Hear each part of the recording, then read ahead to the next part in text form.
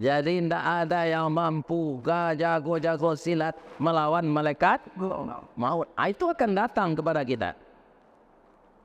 Kalau kita mempersiapkan diri untuk hidup yang kedua ini dengan amal saleh, bagaimana datang malaikat maut itu kepada kita? Wa iz tatawaffal malaikatu thayyibin yaquluna salamun alaikum udkhulul jannah bima kuntum ta'malun.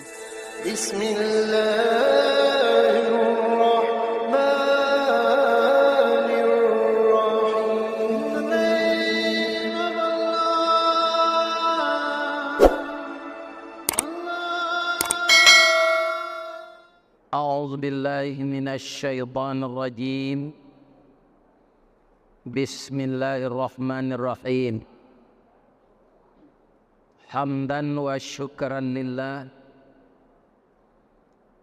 Salatan wa salaman ala Rasulillah wa ala alihi wa ashabihi wa mawala.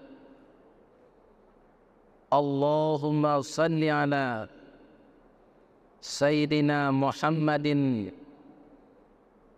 Nabiyuna sallallahu alaihi wasallam wa ala alihi wa ashabihi ajmain wa man tabi'ahu bi ihsani ila yaumiddin. Qala Allahu ta'ala fi kitabihil karim. A'udzu billahi minasy syaithanir rajim.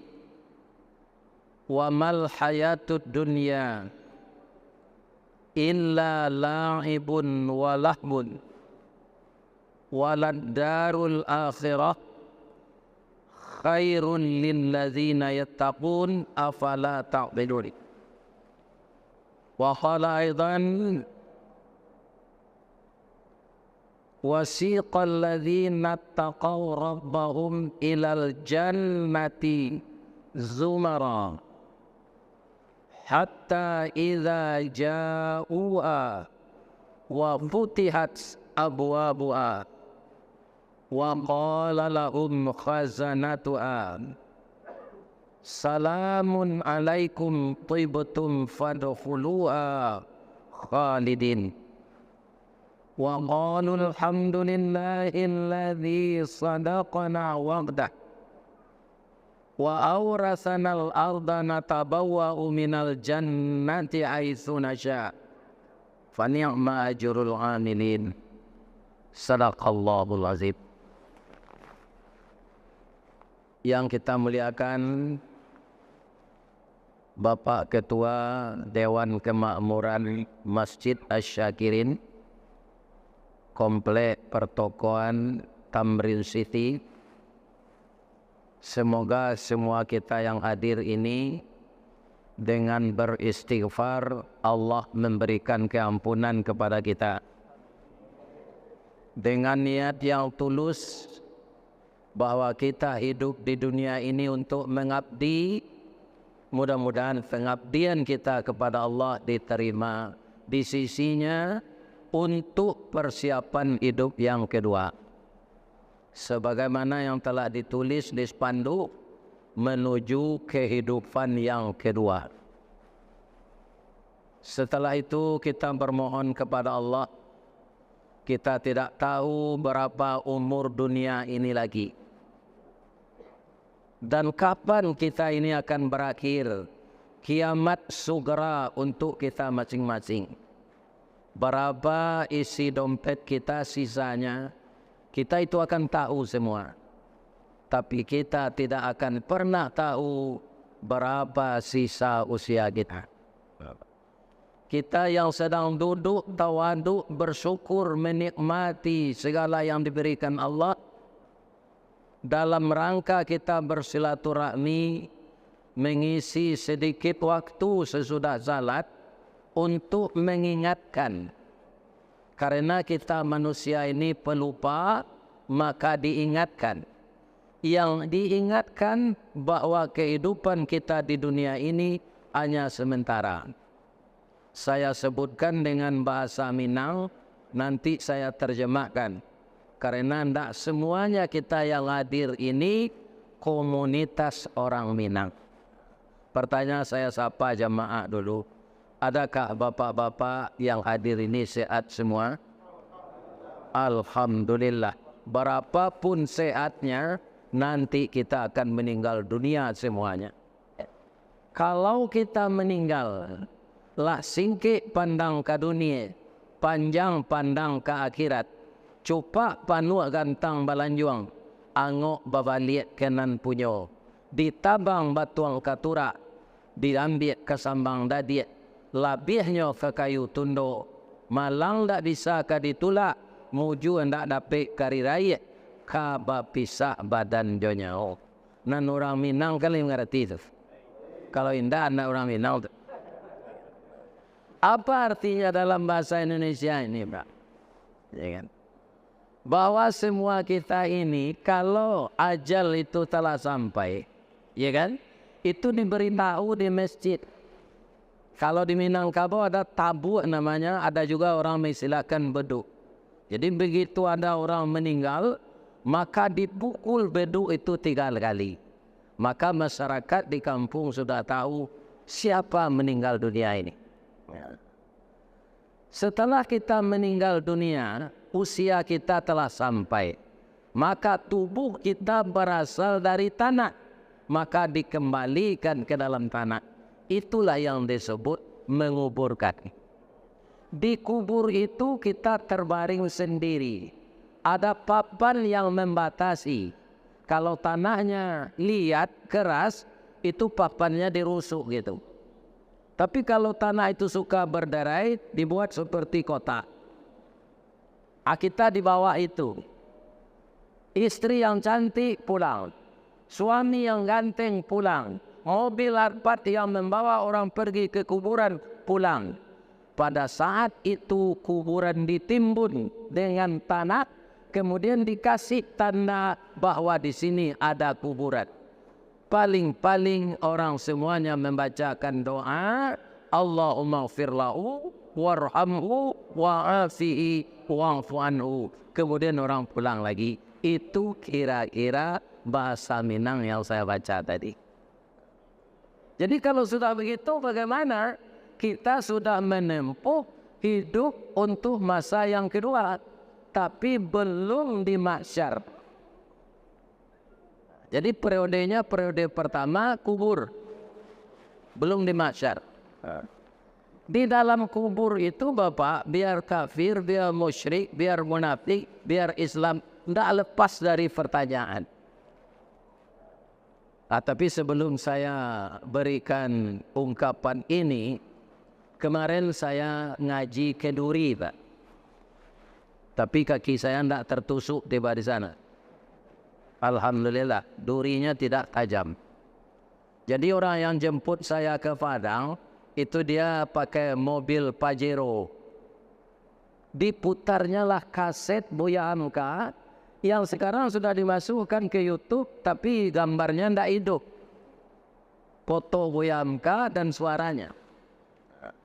Perumpamaan hidup di alam pertama yang bernama dunia ini, apa perbandingannya bagi beliau? Itu yang saya simak kemarin. Kita akan semuanya ini pernah tidur di dalam rahim perempuan, dan itu ibu kita. Selama 9 bulan 10 hari. Setelah cukup bilangan, kita lahir ke dunia ini. Begitu kita lahir, kita bernafas tidak melalui plasenta lagi. Sudah sendirian.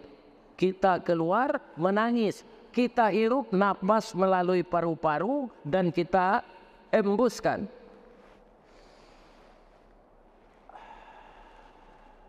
Itulah perumpamaan hidup di dunia. Napas-napas selanjutnya, itulah perumpamaan hidup di akhirat. Sebentar kan? Hanya satu hirupan napas, kemudian diembuskan. Sebegitu lama kita hanya hidup di dunia. Sebentar saja. Napas-napas selanjutnya, itu adalah kehidupan akhirat. Tetapi kita terpesona, cakar mencakar. fitnah memfitnah, hasud menghasut, hidup di dunia ini agar kita mendapatkan lebih banyak orang teraniaya. Ada tidak seperti itu? Di politik ada seperti itu, di pasar ada seperti itu, di jalan ada seperti itu. Ya kan, cakar-cakaran. Padahal hidup itu hanya satu napas dihirup dan satu diambuskan. Nah, maka disebut dunia itu hanya permainan. Jadi bagaimana menindaklanjutinya? Kita lari, kita menjadi pemain yang baik agar meninggal kita juga dalam keadaan baik, diredai oleh Allah. Orang yang meninggal baik itu bapak-bapak dipanggil oleh Allah dengan panggilan penuh kasih sayang. Coba lihat nanti ujung surat Al-Fajr. Apa firman Allah di ujung surat Al-Fajr itu? Bismillahirrahmanirrahim. Ya ayyatuhan nafsul mutmainnah. Wahai jiwa-jiwa yang tenang, jiwa-jiwa yang patuh, jiwa-jiwa yang taat, irji'i ila rabbiki radiyatan mardiyah. Hadirlah, pulanglah ke hadirat Tuhanmu dengan reda dan keredaan. Jadi orang yang meninggal reda, Allah yang menerimanya reda. Ini tidak ada masalah lagi, Pak. Tidak ada masalah itu lagi. Allah yang mempunyai segalanya ini dan tidak berhingga memberikan kepada kita, Allah itu yang reda. Kita reda pula. Apa kata Allah sesudah itu? Fadkhuli fi ibadi. Masuklah kamu ke dalam golongan hamba-hambaku. Siapa hamba aku itu? Pertama tentu Nabi dan Rasul. Sesudah itu para syahidin, orang-orang mati syahid, orang-orang salihin, orang-orang muttaqin. Dimasukkan kita ke kelompok itu. Setelah kita berkumpul di sana, fadkhuli fi ibadi wadkhuli jannati. Masuklah ke dalam surga aku. Apa itu surga? Kalau Bapak baca dalam Quran, surga itu banyak. Wa jannatin tajri min tahtihal anhar khalidina fiha abada. Ya kan? Lebih kurang begitu. Di surga itu mengalir beberapa sungai di bawahnya. Siapa yang masuk ke sana, kekal di dalamnya selama-lamanya. Kalau kita bayangkan dengan sungai Ciliwung yang ada di Jakarta, bersih airnya atau kotor? Tidak ada lagi sungai, Pak. Di Sumatera Barat ada sungai kaum muslimin yang terhormat. Dulunya banyak ikan di sana. Sekarang sudah terkontaminasi dengan pembuangan oli bekas, pembersihkan getah, kemudian limbah pabrik pentasmen, semuanya berkumpul ke dalam sungai. Belum orang buang air. Ya kan? Sebab masih banyak orang yang suka buang air di tepi sungai sekarang. Ya kan? Bapak-bapak ada enggak pernah terlihat orang buang air di tepi sungai? Apa bedanya dengan orang buang air dalam jamban? Kalau orang buang air di tepi sungai itu, Pak, yang ditutup mukanya. Itu pantatnya terbuka saja. Kenapa? Dia mandu kalau wajahnya kelihatan. Ya kan? Saya tidak sengaja melihat itu, kebetulan lalu. Ya kan? Tapi sungai di surga, kata Rasulullah, yang pertama sungai madu. Yang kedua sungai susu. Yang ketiga sungai arak. Jadi kita nanti di akhirat dalam surga boleh meminum arak. Tapi araknya tidak memabukkan. Disabar aja lah, tidak minum arak di dunia. Nanti ada dalam surga. Kemudian surga itu tidak terpikirkan oleh kepala. Tidak pernah dilihat oleh mata. Bapak sebagai pedagang ada yang sukses tentu sudah banyak ke luar negeri. Kata orang sekarang kota yang paling indah di dunia ini Dubai. Dan kemudian tempat orang tanding bola kemarin apa namanya? Qatar. Ya kan? Apa saja yang terindah kita lihat di sana, jangan kita bayangkan mana yang lebih indah dengan surga itu. Ya kan? Kemanapun kita berdharma wisata di dunia ini, melihat yang indah-indah itu belum seberapa. Saya semenjak kecil dulu mendengarkan wirid-wirid dari ulama tua. Di sorga itu hanya satu nikmat yang diturunkan ke dunia. Itu yang diperebutkan semenjak Nabi Adam sampai hari kiamat. 99 masih tinggal di dalam sorga. Apakah kita tidak harap mendapatkan ini? Ya kan? Bapak-bapak yang terhormat, kata Nabi lagi, begitu nanti kita dihalau masuk surga itu, ya digiring, digalau atau diarahkan lah namanya. Sebab dalam bahasa Arab itu dipaskan dengan bahasa kita tidak bisa. Ya kan? Lebih-lebih kalau di Indonesia ini Pak, atau di Minang, banyak bahasa sehari-harinya itu ditiru dari bahasa Arab. Contohnya Pak, nanti saya terjemahkan. Kami orang Minangkabau Pak, orang Sumatera Barat, mau tidur itu, misalnya minum kopi. Ya kan? Apa kata kita kepada orang rumah, kepada istri, Bu, anang kadi kulit gogok. Itu bahasa Minang. Itu kan ada Pak kulit. Anang kecil, wah kan bahasa Minang tuh. Tidak, itu bahasa Arab. Berasal dari kata akala yakulu makulan. Artinya makanan kecil. Dijadikan bahasa Sumatera Barat kulit. Ya kan? Ini. Kemudian di Indonesia kan sekarang kuliner. Itu dari bahasa Arab. Ada satu lagi, kalau ada bapak yang sudah lama tidak pulang ya. Orang Arab kalau lama dia bersimpuh, itu darahnya tidak jalan ke bawah. Maka kaki ini di bawah berdiri kram. Apa kata orang Arab? Kafir dam. Kafir itu artinya tertutup, dam darah.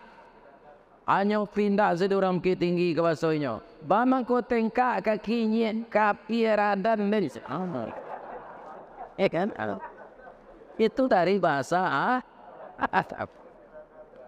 Bagaimana kita akan melepaskan diri dari Arab? Bapak jangan terpengaruh ya. Kata orang sekarang, ada pula orang membikin-bikin supaya kita terpengaruh ya. Mengikuti Islam bukan mengikuti Arab, tapi mengikuti Allah dan Rasul. Kebetulan Rasul itu orang Arab. Perbendaharaan kata saja, ya kan? Biar di pengadilan itu dari bahasa Arab. Amar keputusan, kan itu hakim punya hak. Ya kan? Amar itu apa? Bahasa Al-Quran. Jadi orang yang tidak mengerti dengan Islam, bermacam-macam sekarang dia kaum muslimin ingin mempelesetkan. Maka dibikin Islam lain-lain namanya. Mudah-mudahan kita tidak terpengaruh dengan itu. Karena apa? Hidup kita ini akan berakhir dengan meninggal dunia. Ada tidak bapak yang hadir ni yang guru taekwondo, guru karate, guru kungfu, guru silat? Ada? Coba bapak lawan malaikat maut nanti. Jadi saya tahun 74 itu suka nonton film Bruce Lee. Bruce Lee itu separuh kehidupannya setiap hari itu latihan kungfu. Sehingga sekarang masih ada videonya, tubuhnya itu kayak kawat. Badannya tidak terlalu besar, tapi lihat itu Bruce Lee itu. Kata orang, ya kan, papan yang tebal untuk pintu itu patah kena kakinya. Tahun 73 nyo karate di malaikat maut. Lalu ndak itu sampai gini. Jadi ndak ada yang mampu jago silat melawan malaikat maut. Itu akan datang kepada kita. Kalau kita mempersiapkan diri untuk hidup yang kedua ini dengan amal saleh, bagaimana datang malaikat maut itu kepada kita.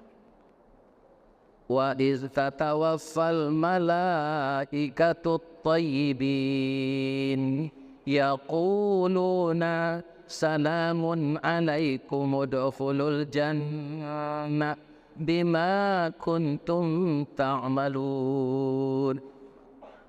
Orang-orang yang didatangi oleh malaikat maut dalam keadaan dia baik-baik, taat kepada Allah, dosanya telah diampunkan, dia sangat takut dan cinta kepada Allah dan selalu mengikuti sunnah Rasul. Sebelum rohnya dicabut, apa kata malaikat rahmat kepadanya? Salamun alaikum udkhulul jannah. Selamatlah engkau wahai saudaraku.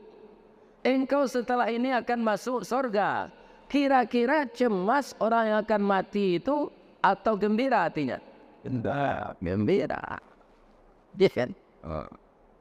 Gembira hatinya. Karena apa? Sudah diberitakan tempatnya sesudah ini surga. Orang yang zalim, orang yang tidak mempersiapkan diri untuk kehidupan kedua, malaikat itu juga yang datang, tapi caranya beda.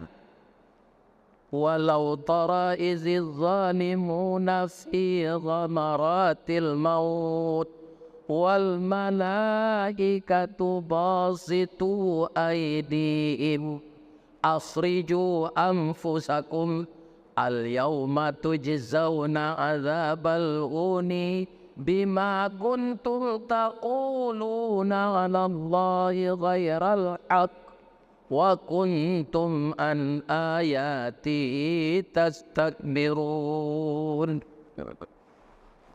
Sekiranya engkau melihat orang zalim dalam tekanan sakaratul maut, malaikat menghampar memukulkan tangannya. Apa katanya? Akhriju anfusakum, dipaksa mengeluarkan rohnya. Al yauma, hari ini engkau dibalasi dengan azab yang hina karena engkau berani mengatakan perkataan yang tidak benar terhadap Allah. Wa kuntum an ayatihi tastakbirun, engkau sombong dengan peraturan Allah. Nanti saya terjemahkan dengan bahasa Indonesia ya Pak. Sombong ko ada tiga Pak. Boleh tekan ada Pak. Alu lama di Jakarta lalu po. Sombong menurut bahasa Minang tiga. Nang pertama sombong sandu ada puang. Nang kedua sombong kodo bendi. Nang ketiga sombong padiampo. Boleh tekan ada. Lah den kanan alunjat. Lai tekana sandu ada kuang. Kalau nasi sudah mendidih Pak, dulu orang tu masak nasi itu kan dengan ada untuk meletakkan periuk itu dari batu ya, itu 3. Kemudian kayu di bawahnya. Kemudian airnya mendidih, ya kan? Itu ada semacam abejana itu dari tempurung kelapa, dilicinkan, dikasih tangkainya dari bambu, kemudian diikat dengan rotan, ya kan? Itu dia. Kalau sekarang karena orang masak nasi itu di dinding, tidak ditungku lagi, itu tidak pakai sanduk dukuang. Ya kan? Apa kata bejana ini kepada periuk? Kamu itu hitam. Saya ini diletakkan di dinding, saya bahagia ini.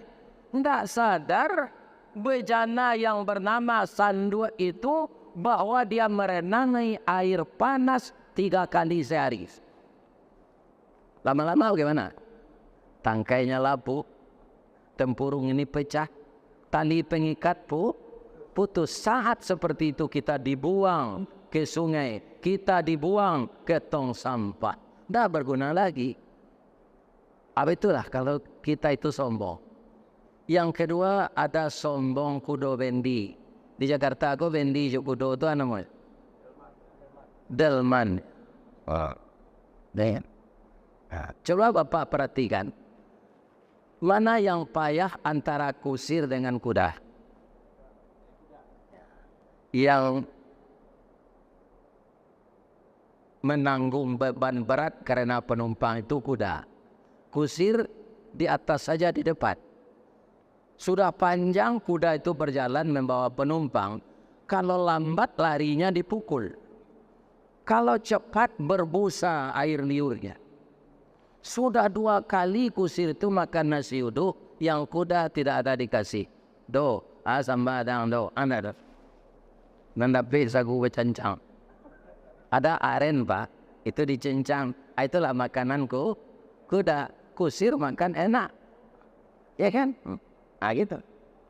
Kemudian tidak bebas. Mata ditutup kiri kanan. Coba lihat. Ya kan? Kuda itu tidak ada matanya yang tidak ditutup. Pernah ditanya orang, Pak Kusir, kenapa mata kuda ini ditutup kiri kanan? Supaya jangan kelihatan oleh kuda orang memberikan uang kepada kita. Jadi nyopa olo anse kudo gede kuci. Ini atau sombong kudo windy. Kalau masih kuat menghela itu kita dipakai terus. Kalau udah tua tidak kuat lagi kita disembelih. Ada lagi namanya sombong padiampo. Apa ketika di kampung dulu sebelum ke Jakarta, lain mencari padi lah kuniang di sawah. Bedanya padi ampo je padi berisi. Padi berisi tunduk ke bawah. Makin bare isinya, makin turun. Padi ampo mencerongah sekali. Sampai di sini saya terjemahkan dulu Pak. Padi itu yang setangkai itu, yang 2 tangkai itu, ada yang tidak punya isi. Yang tidak punya isi ini Pak, dia itu menghadap ke langit ya. Iya kan? Kemudian yang berisi tunduk ke bawah. Apa katanya? Saya tinggi semampai. Saya ganteng. Kamu itu pendek, bongkok lagi. Biarlah kata padi berisi. Iya kan? Kamu memang ganteng. Dia bicara begitu ketika orang itu memotong, dia ikut dipotong. Ketika orang itu kaum muslimin memukulkan atau disebut juga di Minang melambui, dia ikut. Tapi ketika orang memisahkan dengan angin, saat itu dia tersisih. Baru dia tahu bahwa dia tidak punya isi. Padi yang berisi ini dibawa orang pulang. Setelah dijemur, dieler, ditumbuk. Setelah jadi beras, dicuci dengan air pandan. Kemudian tak jarang tungku batu tigo, pasilang kayu di bawahnya.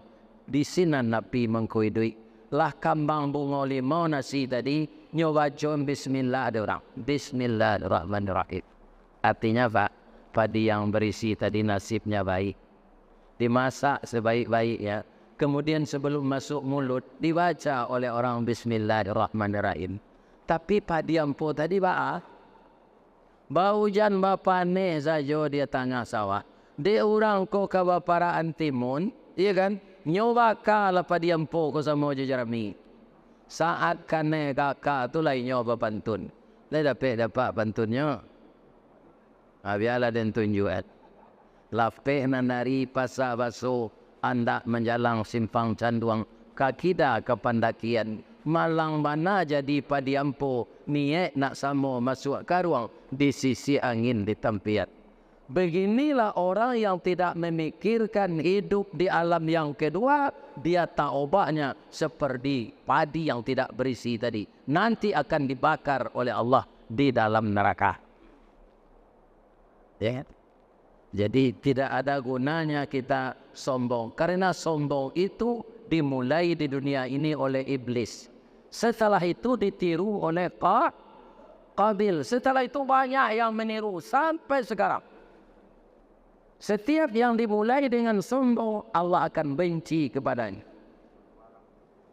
Kaum muslimin, bapak-bapak dan ibu-ibu, mudah-mudahan kita terhindar dari sifat sombong. Karena orang yang sombong, secuil saja kesombongan dalam hatinya, dia tidak akan dimasukkan ke dalam surga. Jadi kita perbanyaklah setiap hari ini mempersiapkan diri untuk hidup yang kedua, untuk masuk surga. Nah, ada lagi Pak, yang sangat terpukau saya mendengarnya hadis Rasul ini. Begitu kita akan digiring ke dalam surga apa? Wa futihat abwaaba, dan dibukakan pintunya. Begitu pintu surga itu terbuka, nampak segala isinya. 60 tahun manusia yang akan masuk surga itu 60 tahun. Bahasa Minangnya nyumangango selutu kamanuang. 60 tahun mulutnya terbuka. Jadi itu kalau dibandingkan dengan hari akhirat tidak seberapa. Alfa sanatin mimma ta'uddun, yang 1000 tahun di dunia sama dengan 1 hari di akhirat. Jadi 60 tahun itu sekitar beberapa menit kalau hari akhirat. Jadi kalau di dunia kita terheran itu. 60 tahun melihat keindahan surga itu, tak takana dia masuk ada. Mangango saya 60 tahun. Iya kan? Ditepuk bahunya oleh malaikat Ridwan. Sana masuk lalai. Tamanu anda mencelit. Timbul di dalam bak. Tak tanggung-tanggung. Apa? Makanan enak-enak kita nak buang air. Kalau di dunia ini Pak, saya selama di sini Pak, itu dibawa makan oleh Pak Yasril dan anak saya yang mempunyai terapel umrah bonita ini. Iya kan? Itu setiap ada pengajian ada makan. Saya yakin setelah ini makan lagi.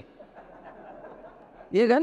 Andaikan kita tidak buang air, pasti berurusan dengan dokter. Pasti itu sakit. Tapi di surga, makanan yang tidak dibutuhkan oleh tubuh diolah oleh Allah menjadi keringat. Keluar dia di pori-pori ini. Dan baunya bau parfum kasturi. Ada enggak bapak-bapak yang pakai parfum kasturi? Kalau ada KW itu palsu. Yang asli itu hanya ada di dalam surga.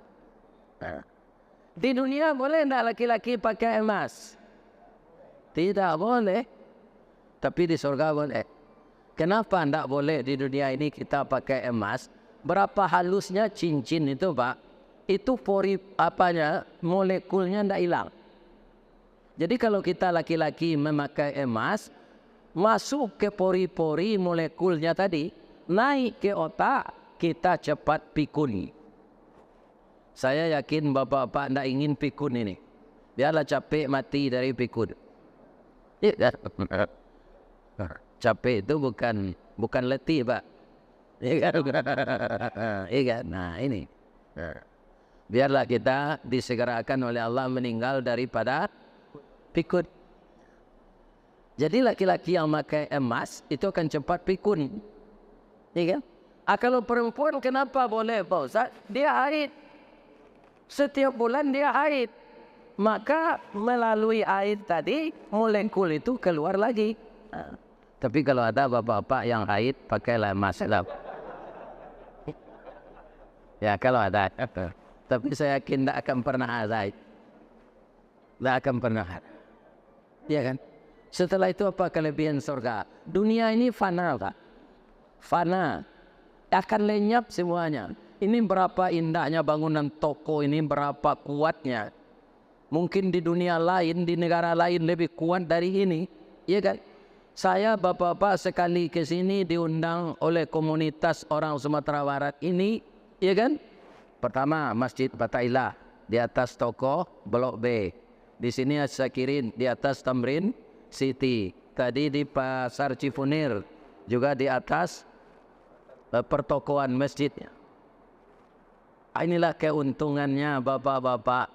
Hikmahnya walaupun saya sudah tua, dimasukkan wirid saya ini ke video, divideokan.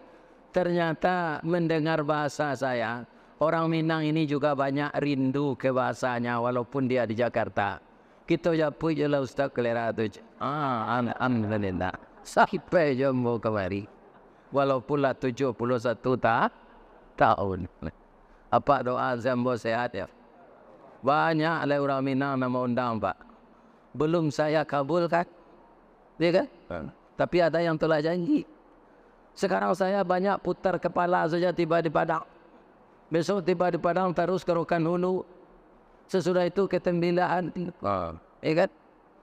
Para jemaah yang terhormat, bapak-bapak dan ibu-ibu, siapa yang memasukkan ke YouTube pertama dan siapa yang memviralkan, kalau dia orang Islam, ya Allah, masukkanlah dia ke dalam surga. Sebab orang tidak Islam tidak bisa kita doakan, Pak.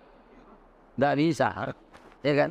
Kemudian siapa yang men-share, siapa yang membuat TikTok ceramah-ceramah pendeknya, dan siapa yang mantap tunjuk keluar channel lembo tu nyawi tunjuk namanya tu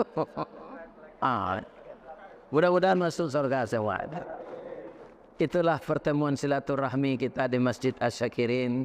Kalau ada yang salah yang saya sebutkan, bapak-bapak, ibu-ibu, saya mohon dimaafkan lahir batin. Semoga bapak apa saja pekerjaan sini, tapi saya yakin sebagian besar adalah pedagang.